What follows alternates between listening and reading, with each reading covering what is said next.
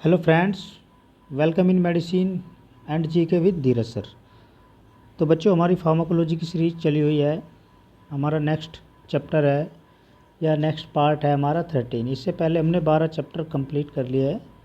आज हमारा 13 चैप्टर है। तो आज का टॉपिक है हमारा drug acting on digestive system. Digestive system क्या होता है उसकी मैंने प्रॉपर वीडियो डाल रखी है, आप उसको एक बार देख लेना, ठीक है। तो इसका मतलब क्या हुआ कि जो आपकी ड्रग होती है वो हमारे डाइजेस्टिव सिस्टम पे किस तरीके से एक्ट कर रही है, क्या रेस्पॉन्स दे रही है और क्या क्या उसके हमें बेनिफिट्स हो सकते हैं। तो drug acting on the digestive system, चलिए देख लेते हैं फिर इसमें। तो इसमें क्या होता है, these are non specific treatment of GIT disorder, involve management of fluid, electrolytes, balance, rest of GIT. वो ऐसे नॉन स्पेसिफिक ट्रीटमेंट के लिए जो हमारा कुछ जैसे जीआईटी के अंदर जो गैस्ट्रो इंटेस्टाइनल ट्रैक्ट होता है उसके जो डिसऑर्डर होते हैं उसमें जो मैनेजमेंट करने का काम कराता है हमारा, कुछ फ्लूइड कराता है और कुछ हमारे इलेक्ट्रोलाइट्स होते हैं जो बैलेंस को भी बना के रखते हैं, उसको मेंटेन करके रखते हैं जीआईटी के।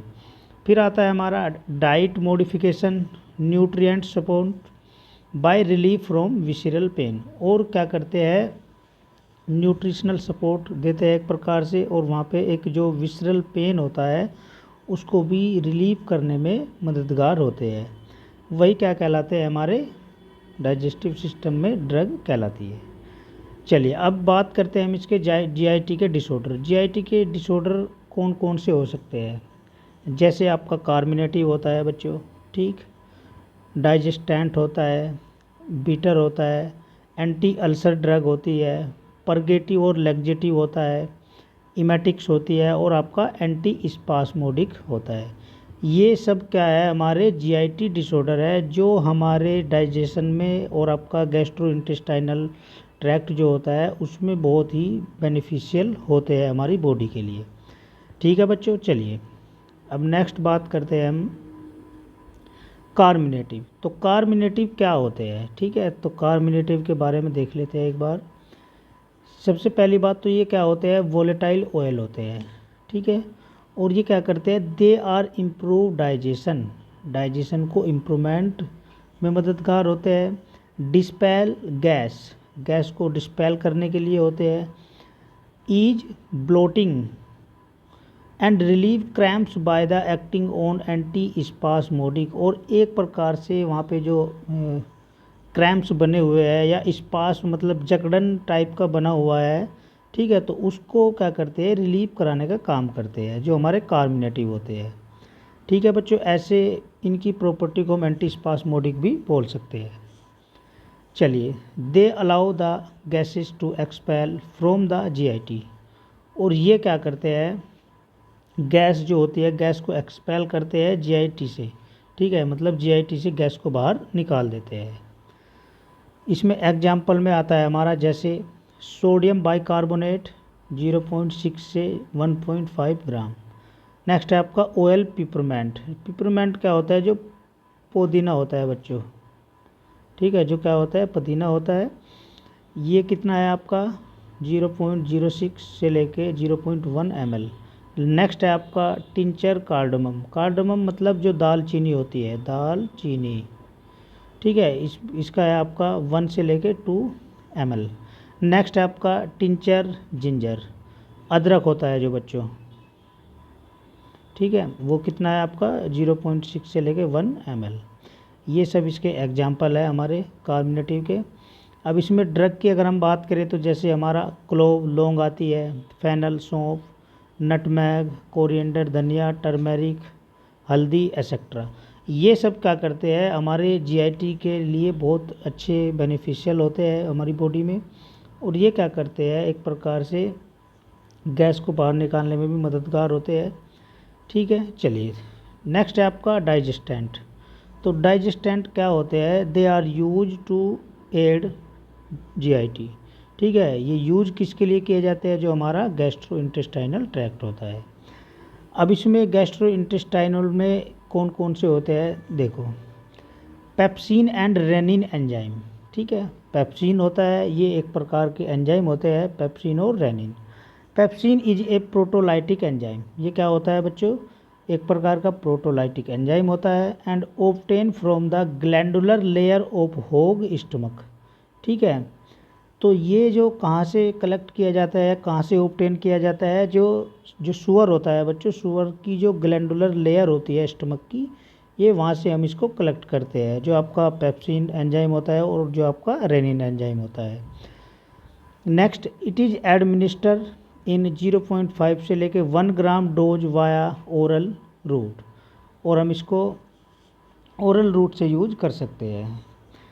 नेक्स्ट है आपका पेपिन। पेपिन ये इसको हम कहाँ से कलेक्ट करते हैं? जो पेपिन एंजाइम होता है आपका वेजिटेबल सोर्स से कलेक्ट करते हैं, और ये पपाया से लिया जाता है, जो पपीता होता है। नेक्स्ट है आपका रेनिन। ये क्या होता है? कडलिंग एंजाइम होता है। कडलिंग का मतलब क्या होता है? दही, जो दही बनती है ना, उसको क्रूड बोलते हैं, curdling enzyme. Obtain from calf stomach. और ये कहाँ से लिया जाता है बच्चों? अगर हम बाहर से लेते हैं इसको, रेनिन को, तो जो बछड़ा होता है, गाय का जो बछड़ा होता है, उसके स्टमक के लेयर से लिया जाता है। ठीक है, आपका रेनिन। चलिए, ये हो गया। अब नेक्स्ट है आपका पेंक्रिएटिन। पेंक्रिएटिन क्या होता है? This contain amylase and lipase enzyme. Pancreatin में क्या होता है? इसमें आपका एमाइलेज होता है और आपका लाइपेज एंजाइम होता है। इट इज़ ऑब्टेन फ्रॉम होग और ओक्स। ठीक है, और ये कहाँ से ऑब्टेन किया जाता है? जो बैल होता है, सांड जो होते हैं, घूम रहे हैं, ठीक है, तो और जो आपका सुअर होता है, उसके वहाँ से लिया जाता है, स्टमक से। नेक्स्ट है आपका use as a replacement therapy in chronic of pancreas head. ठीक है, और ये किसकी रिप्लेसमेंट थेरेपी में यूज होता है? जो पेंक्रियाज की कोरोनिक हेड होता है। सिस्ट फिब्रोसिस होता है, एंड आपका गैस्ट्रोटोमी होता है, और पेंक्रिएटोटोमी होता है, उसके लिए ये यूज किया जाता है, या इनकी थेरेपी के लिए हम इसको यूज कर सकते हैं, जो आपका पेंक्रिएटिन होता है। चलिए, नेक्स्ट है आपका bile and bile acid. Bile मतलब एक प्रकार का जूस होता है। Liver secrete about 1000 ml of bile per day. जो हमारा लीवर होता है, तो लीवर से सिक्रीट होता है हमारा जो बाइल होता है बच्चों, जूस। ठीक है, पर डे की अगर हम बात करें तो 1000 ml लगभग सिक्रीट होता है। नेक्स्ट है आपका कार्ब कीनोडिऑक्सीकोलिक एसिड। तो इसका यूज किसके लिए किया जाता है? कोलेस्ट्रॉल के लेवल के लिए। नेक्स्ट है आपका अर्सोडिऑक्सीकोलिक एसिड। अर्सोडिऑक्सीकोलिक एसिड ये क्या करता है? Reduce the serum cholesterol level. ठीक है, जो आपका सीरम कोलेस्ट्रॉल लेवल होता है, उसको कम करने में मददगार होता है आपका जो अर्सोडिऑक्सीकोलिक एसिड होता है। ठीक है, चलिए, अब नेक्स्ट टॉपिक है इसमें हमारा drug use in peptic ulcer. ठीक है, तो वे ऐसी दवाइयाँ या वे ऐसी ड्रग जो हमारे पेप्टिक अल्सर के लिए यूज की जाती है। ठीक है, चलिए, पेप्टिक अल्सर होता क्या है? अल्सर आर सोर और lesions that develop in the mucosal membrane. ठीक है, लीजेंस टाइप का होता है, जैसे चकते वगैरह बन जाते हैं बच्चों। लीजेंस क्या होता है? हमारे चकते वगैरह बन जाते हैं अल्सर। तो ये डेवलप कहाँ होता है? आपका जो म्यूकोसल मेम्ब्रेन होती है, and extending below the epithelium of stomach और डिओडिनम। ठीक है, और जो आपका इपिथीलियम होता है, इपिथीलियम सेल होती है स्टमक की और डिओडिनम की, ठीक है, उसके जस्ट नीचे वाला पोर्शन जो होता है, उसमें आपके श्योरनेस या लीजेंस वगैरह बन सकते हैं, जिसको हम पेप्टिक अल्सर के नाम से जानते हैं। ठीक है, चलिए, अब इसका हम क्लासिफिकेशन देख लेते हैं।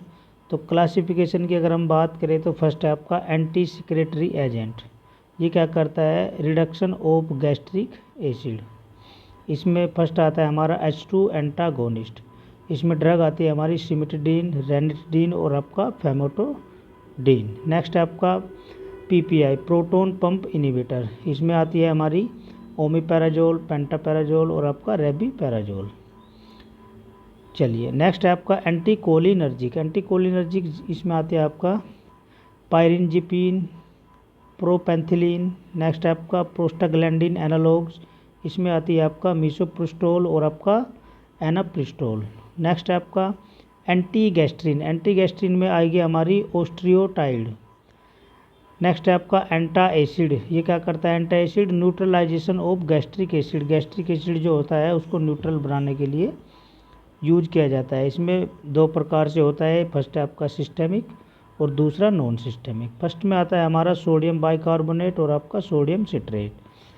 नॉन सिस्टेमिक में आता है हमारा मैग्नीशियम हाइड्रोक्साइड, मैग्नीशियम ट्राइसिलिकेट और आपका aluminium hydroxide jail.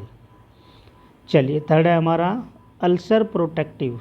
Ulcer protective में आता है आपका सक्राल फेट और कोलोइडल बिस्मिथ। ये बहुत यूज किया जाता है सक्राल फेट। नेक्स्ट है आपका अल्सर हीलिंग ड्रग। इसमें आता है आपका कार्बिनोक्सीजोलोन और सोडियम। नेक्स्ट है आपका एंटी हेलिकोबैक्टर पाइलोरी ड्रग। ठीक, चलिए अब बात करते हैं एंटी सिक्रेटरी एजेंट क्या होते हैं। तो क्या होते हैं बच्चों? It promote the healing of ulcer and also relieve the ulcer associated dyspepsia. ठीक है, तो ये क्या करते हैं? जो आपके एंटी सिक्रेटरी एजेंट होते हैं ये प्रमोट कराने का काम करते हैं, जो हमारा अल्सर की हीलिंग हुई, और रिलीव कराते हैं जो एक प्रकार से वहाँ पे डायस्पेप्सिया डिजीज बन जाती है, उसको रिलीव कराने के लिए हम क्या करते हैं? एंटी सिक्रेटरी एजेंट यूज करते हैं। अब इसमें H2 रिसेप्टर एंटागोनिस्ट होता क्या है? तो ये क्या होता है? The H2 receptor antagonist are drug which block the histamine action on the parietal cell in the stomach. ठीक है, तो जो आपका H2 रिसेप्टर एंटागोनिस्ट होता है ये वो ड्रग होती है जो क्या करती है? हिस्टामाइन के एक्शन को ब्लॉक कर देती है। और कहाँ करती है? जो पेट के अंदर हमारी पैराइटल सेल होती है बच्चों, ठीक है, जो क्या करती है? HCl का प्रोडक्शन करती है। नेक्स्ट है आपका histamine is a natural chemical which stimulate the stomach cell to produce acid.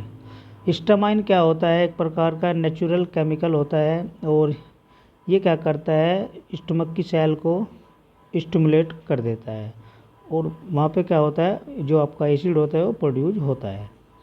अब इसके हम मोड ऑफ एक्शन की अगर हम बात करें तो ये क्या करता है? They suppress the acid secretion of acid by parietal cell and the meal stimulated secretion of acid by the following two mode of action।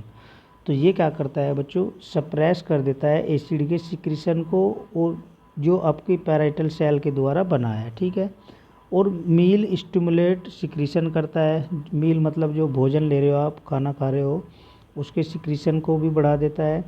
By the following to mechanism. इसके दो प्रकार से मैकेनिज्म है। कौन कौन से है? पहला है आपका दे ब्लॉक द हिस्टामाइन। पहली बात तो जो हिस्टामाइन होता है उसको ब्लॉक करेगा। क्यों? Release by the ECL cell in the stomach. क्यों करेगा? क्योंकि वहाँ पे कुछ हमारी स्टमक में जो सेल होती है ECL सेल के नाम से जानी जाती है, वो रिलीज होगी वहाँ से। By binding to the parietal cell H2 receptors. Block कर दिया हिस्टामाइन को और बाइंड हुआ पैराइटल सेल के साथ, H2 रिसेप्टार के साथ, विच स्टिमुलेट एसिड सिक्रीशन। तब जाके क्या करता है? एसिड का सिक्रीशन को स्टिमुलेट करता है। दूसरा मोड ऑफ एक्शन क्या है इसका? In the presence of H2 blockers. ठीक है, H2 ब्लॉकर्स की प्रजेंस में ये क्या करता है? They are directly stimulate the parietal cell.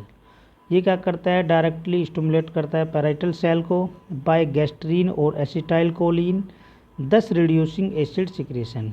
किसके द्वारा? जो आपका गैस्ट्रीन होता है, एसिटाइल कोलिन होता है, और इस प्रकार वहाँ पे क्या हो जाता है? आपका एसिड का सिक्रीशन कम हो जाता है बच्चों। तो ये इस प्रकार काम करता है। इसके दो मोड ऑफ एक्शन है, ठीक है। चलिए अब इसमें ड्रग आती है हमारी सिमेटिडीन। तो सिमेटिडीन के बारे में देख लेते हैं। ये क्या होती है हमारी?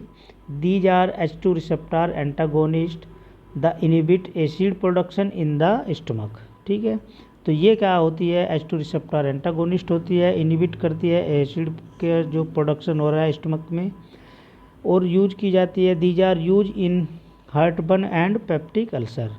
और यूज किस लिए की जाती है? मान लिया हार्ट में जलन हो रही है या पेप्टिक अल्सर बन रहा है तो उसके लिए हम सिमेटिडीन ले सकते हैं।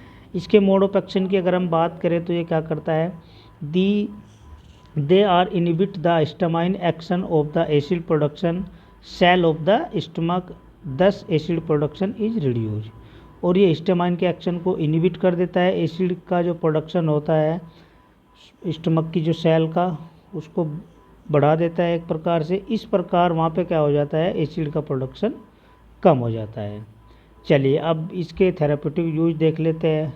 तो जो आपकी सिमेटिडीन है कहाँ कहाँ यूज की जाती है, डिओडिनल अल्सर के लिए, एक्टिव गैस्ट्रिक अल्सर के लिए, जोलिंजर इलिसोन सिंड्रोम के लिए, और आपका हार्टबर्न के लिए, और जीआईटी ब्लीडिंग के लिए। ठीक है, एडवर्स इफेक्ट देख लेते हैं क्या क्या देखने को मिल सकते हैं। जैसे आपका कॉन्स्टिपेशन, कब्ज वगैरह की शिकायत, diarrhoea, headache, insomnia, muscles pain, nausea, breast enlargement और इम्पोर्टेंस। जो फीमेल के अंदर ब्रेस्ट का जो साइज होता है वो बढ़ सकता है, और जो पुरुष होते हैं उसके अंदर नपुंसकता हो सकती है। ये हमें इसके साइड इफ़ेक्ट देखने को मिल सकते हैं।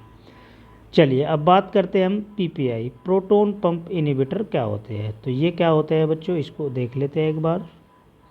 चलिए, तो पीपीआई क्या होते हैं, this enzyme promote the exchange of H+ और आपका पोटेशियम आयन। ठीक है, तो ये एंजाइम प्रोमोट करते हैं और एक्सचेंज कर देते हैं वहाँ पर जो हाइड्रोजन पोटेशियम के आयन होते हैं उनको। PPI reduce the acid production acid, और जो आपका प्रोटॉन पंप इनहिबिटर्स होते हैं वे एसिड के प्रोडक्शन को रिड्यूज कर देते हैं। इसमें ड्रग आती है हमारी ओमिपेराजोल। ये क्या करती है, they inhibit the proton pump and decrease the amount of acid produce in the stomach.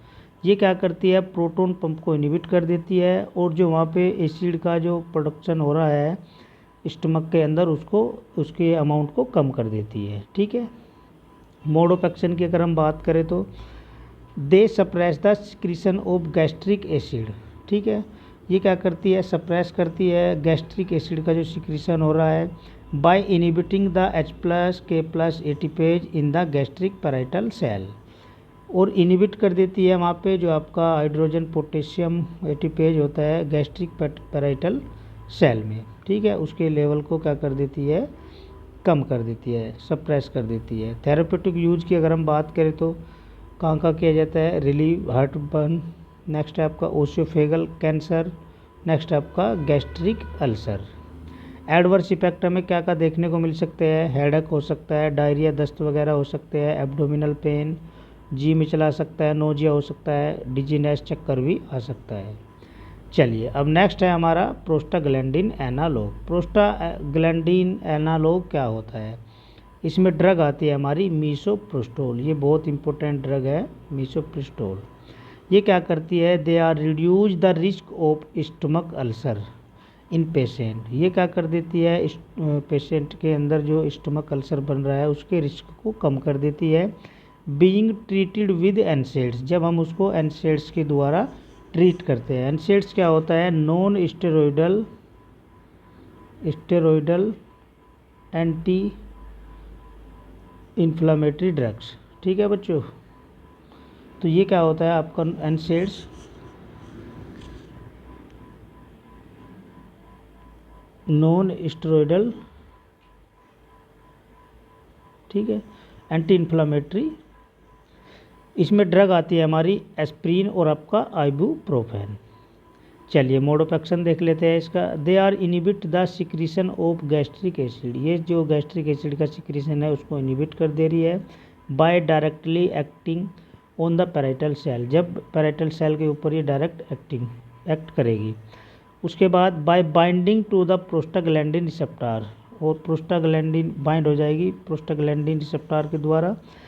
फिर क्या होगा, the activity of these receptor is mediated by G protein which activate the adenylate cyclase. और ये क्या करती है, जो वहाँ पर रिसेप्टर की जो एक्टिविटी होती है, कौन से वाले की, जो आपका जी प्रोटीन कपल रिसेप्टर होता है उसके एक्टिविटी को क्या कर देती है, एक्टिवेट कर देती है, जैसे हमारा एडिनाइलेज साइक्लेज होता है। चलिए फिर क्या करती है, इंक्रीज बाइकार्बोनेट सिक्रीशन। ठीक है, जो बाइकार्बोनेट का सिक्रीशन है उसको बढ़ा देती है।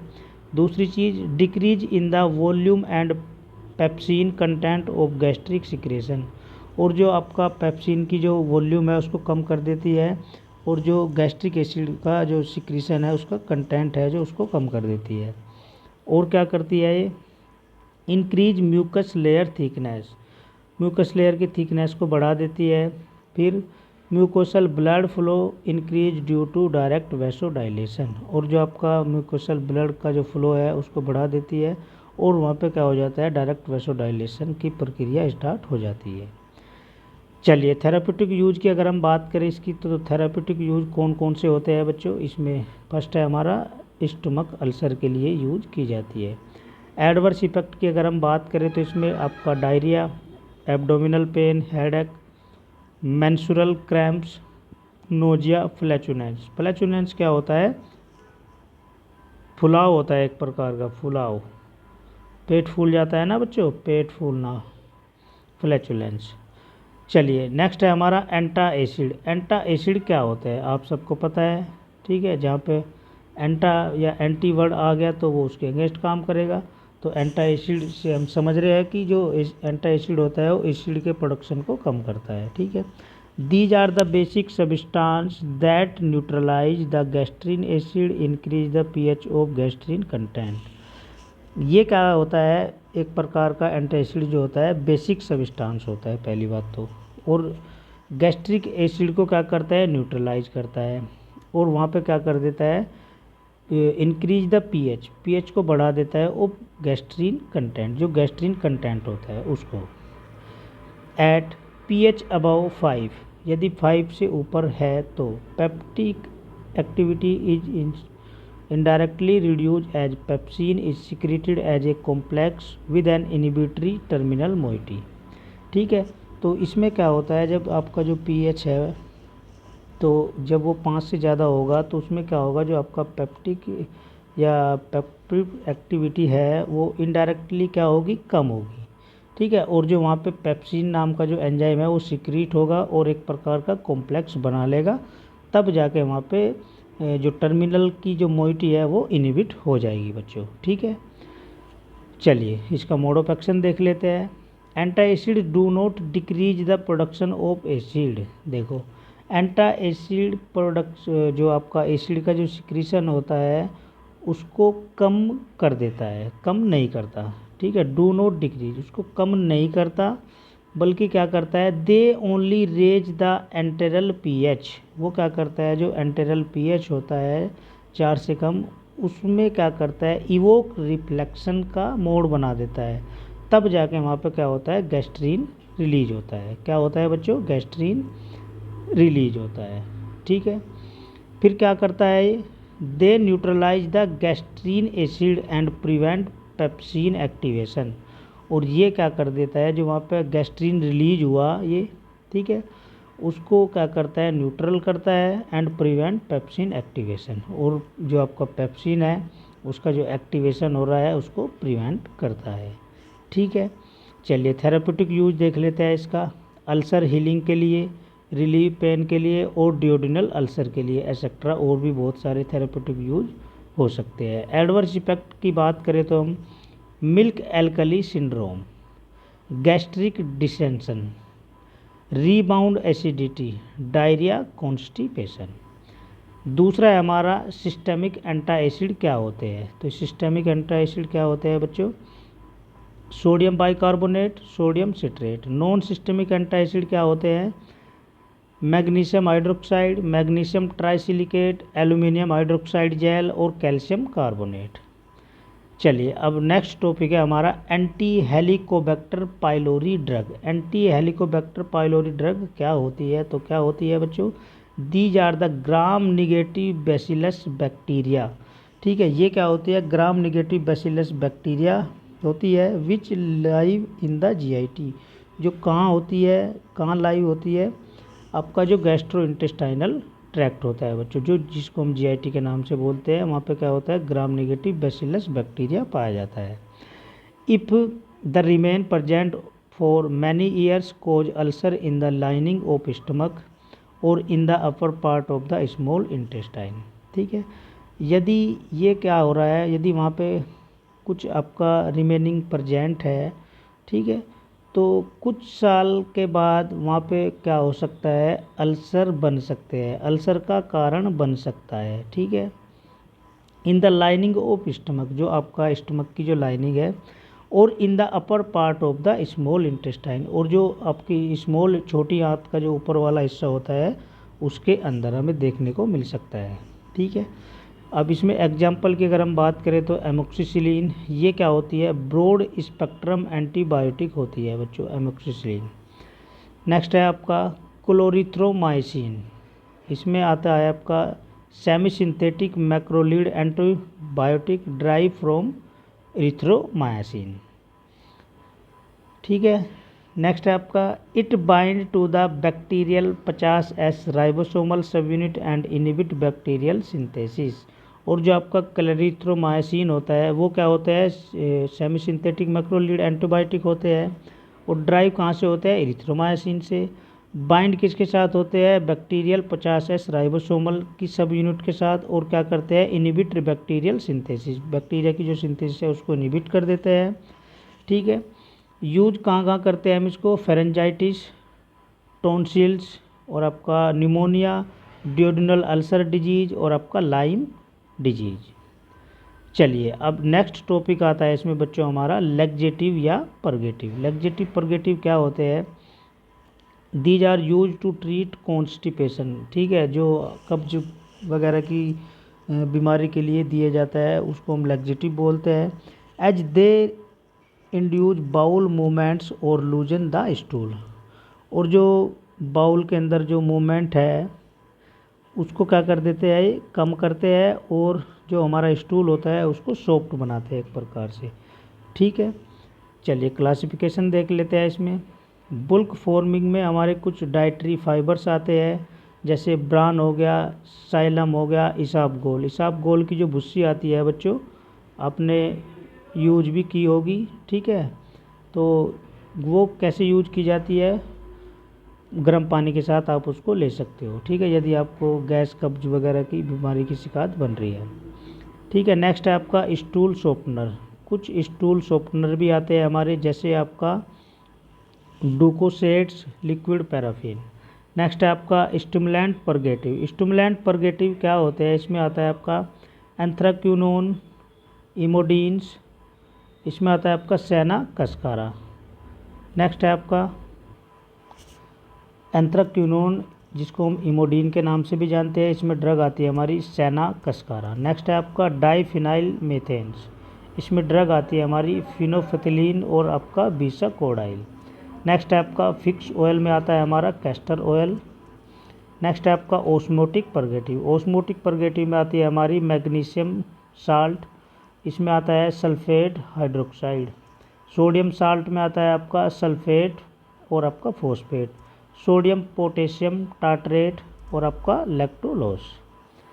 ठीक है, चलिए अब इसमें नेक्स्ट टॉपिक है हमारा एंटी डायरियल। तो एंटी डायरियल क्या होता है बच्चों, इसको देख लेते हैं एक बार हम। It is a condition in which the patient passes loose and watery stool more than 3 times a day. ठीक है, इसका मतलब क्या हुआ, डायरिया तो क्या होता है, दस्त लगना। तो ये एक प्रकार की ऐसी कंडीशन होती है जिसमें पेशेंट का जो स्टूल होता है वो क्या हो जाता है, बहुत ज़्यादा सॉफ्ट हो जाता है, वाटरी हो जाता है। ठीक है, उसमें मतलब पानी आता है स्टूल के साथ साथ, यदि वो दिन में 3 बार भी हो सकता है और आपको 4 बार भी हो सकता है, तो वही क्या कहलाता है, आपका डायरिया कहलाता है। उसके ट्रीटमेंट के लिए हम क्या करते हैं, एंटी डायरियल ड्रग यूज करते हैं। एक्यूट डायरिया क्या होता है, मतलब जो अचानक से हो जाता है वो 1 से 2 दिन के लिए। नेक्स्ट है आपका प्रोलोंग डायरिया, वो होता है आपका मोर देन 2 days, 2 दिन से ज़्यादा भी हो सकता है। चलिए अब इसका क्लासिफिकेशन देख लेते हैं। इसमें आता है हमारा एंटी मोटिलिटी एजेंट, इसमें ड्रग आती है हमारी मॉर्फिन, कोडीन, लेप्रामाइड, ये बहुत यूज की जाती है लेप्रामाइड। नेक्स्ट है आपका कैनाबिनोइड रिसेप्टर एगोनिस्ट, इसमें आता है आपका टेट्रा हाइड्रोक्सी कैनाबिनोल। नेक्स्ट है आपका साइक्लोहेक्सिल फिनोल्स।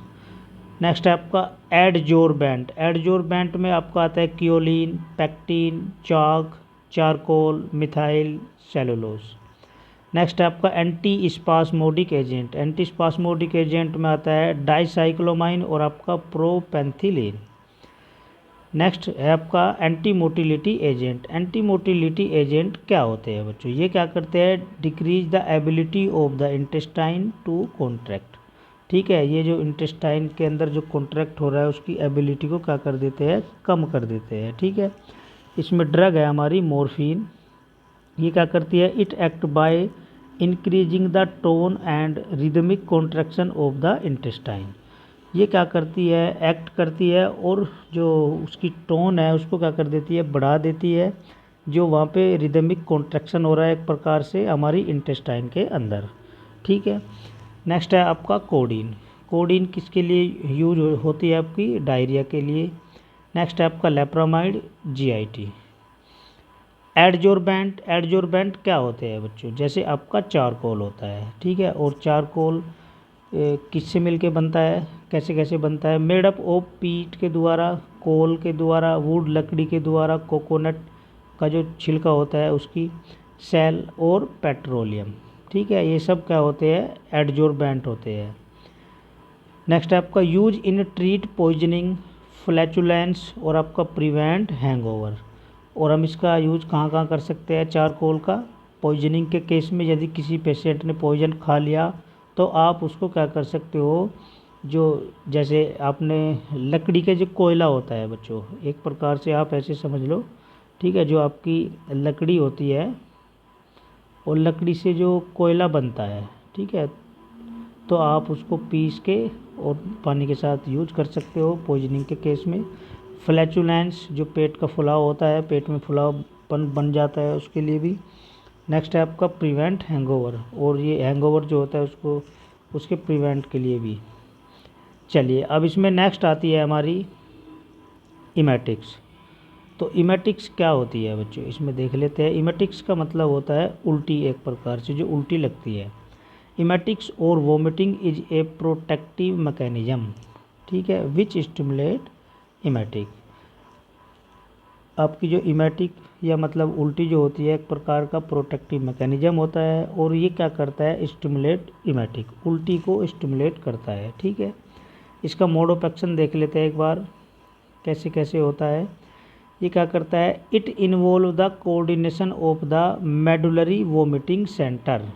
ठीक है, ये इन्वॉल्वमेंट होता है और कोऑर्डिनेशन करता है किसका? जो मेडुलरी वोमिटिंग सेंटर होता है और आपका जो सीटीजेड होता है, कीमो ट्रिगर जोन जो होता है उसको। ठीक है, which is present in outside the blood brain barrier. और ये कहाँ प्रजेंट होता है? जो आपका ब्लड ब्रेन बैरियर होता है उसके आउटसाइड में प्रजेंट होता है, इन द पोस्टिरोमा एरिया होता है जो। ठीक है, in the floor of the fourth ventricles, और जो फोर्थ वेंट्रिकल्स के फ्लोर में होता है।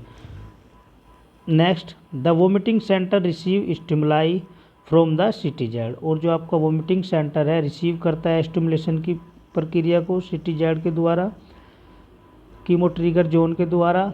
फिर क्या होता है? The vestibule system, cortical centres and periphery. और जो हमारा वेस्टिबुलर सिस्टम होता है, कोर्टिकल सेंटर्स होता है, और जो आपका पेरिफेरी होता है। Chemo trigger zone lies outside the blood brain barrier. ठीक है, stimulate of the vomiting centre, lead और न्यूरल, ठीक है, लीड करता है। Mainly cholinergic relaxation of upper part of stomach and pyloric contraction and then contraction of abdominal and diaphragm muscles. ठीक है, और ये क्या करता है? मेनली जो वहाँ पे आपका कोलिनर्जिक रिलैक्सेशन हो रहा है, जो आपका स्टमक होता है, स्टमक के अपर पार्ट में, ठीक है, और पाइलोरिक जो एसिड होता है एक प्रकार का पाइलोरी, उसको कॉन्ट्रिक्शन कर रहा है। देन कॉन्ट्रैक्शन ऑफ एब्डोमिनल, तब जाके वहाँ पे क्या होता है? आपका कॉन्ट्रैक्शन की प्रक्रिया होती है एब्डोमिनल कैविटी के अंदर, और जो आपकी डायफ्राम मसल्स होती है।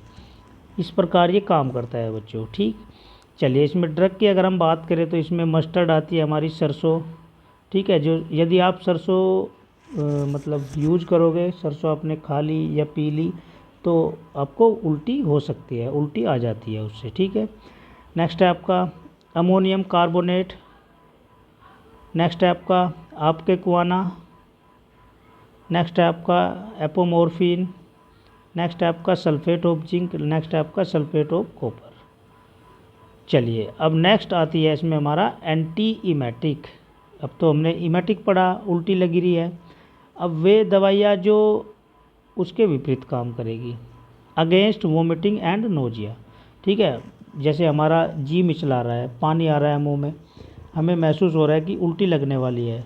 ठीक है, तो हम क्या करते हैं, एंटी इमेटिक मेडिसिन यूज करते हैं। They are use to treat motion sickness.